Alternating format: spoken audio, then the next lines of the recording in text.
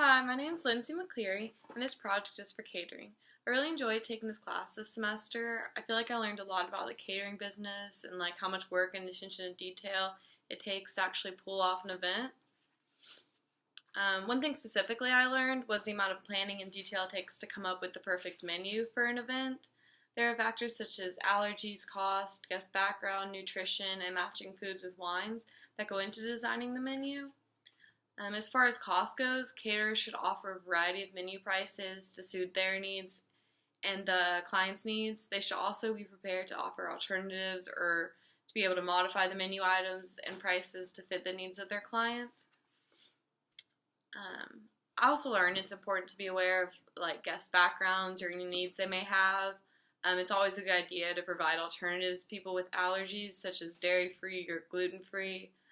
It's also important to have alternatives or modify menu items based on nutritional value, such as low fat, low calories, sugar-free, gluten-free.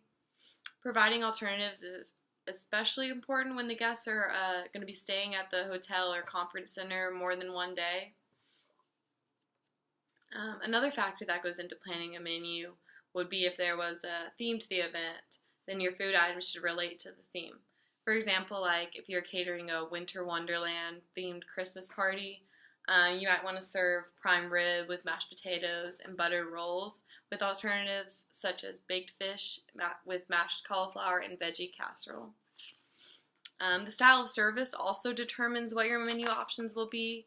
For example, plated American service allows the caterer to provide more intricate, harder to handle foods and have more of an appearance to the dish because the server will deliver the foods to the seated guest.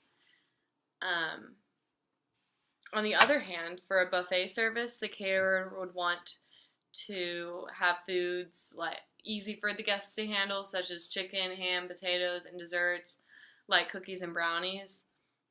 And then the last thing that I want to talk about that I think is important when planning a menu is matching the foods with wines. It's important to remember that delicate, less flavorful foods should be served with white wine. An example of this would be Chardonnay would go well with salmon that's prepared in a rich sauce.